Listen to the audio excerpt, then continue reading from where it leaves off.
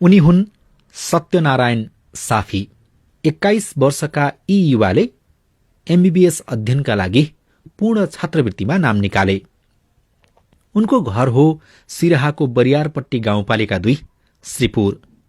आर्थिक अवस्था कमजोर भएका कारण पूर्ण छात्रवृत्तिमा नाम निस्किए पनि उनी पढ्न सक्ने अवस्थामा छैनन्।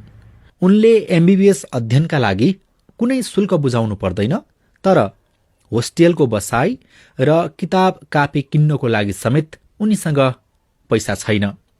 पैसाको जोहो कसरी गर्ने उनलाई तनाव छ।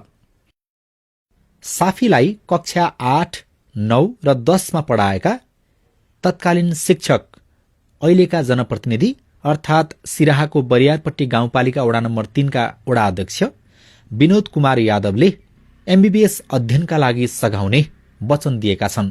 अब एमबीबीएसमा चाहिँ पढ्नको लागि उहाँले अवसर पाउनुभयो, तर उहाँलाई चाहिँ बाहिर चाहिँ कोठा भाडा लिएर अब किताब चाहिँ कपी किन्नको लागि, लजिङ फुडिङको लागि धेरै समस्या भएकोले चाहिँ हामी सबैलाई चाहिँ सत्यनारायण साफी जस्तो चाहिँ इमान्दार र कर्तव्यनिष्ठ विद्यार्थीलाई सहयोग गर्नै पर्छ र म पनि उहाँलाई सहयोग गर्नको लागि एकदम चाहिँ तत्पर छु र उहाँलाई सहयोग म गर्छु भन्ने चाहिँ प्रतिबद्धता गर्दछु।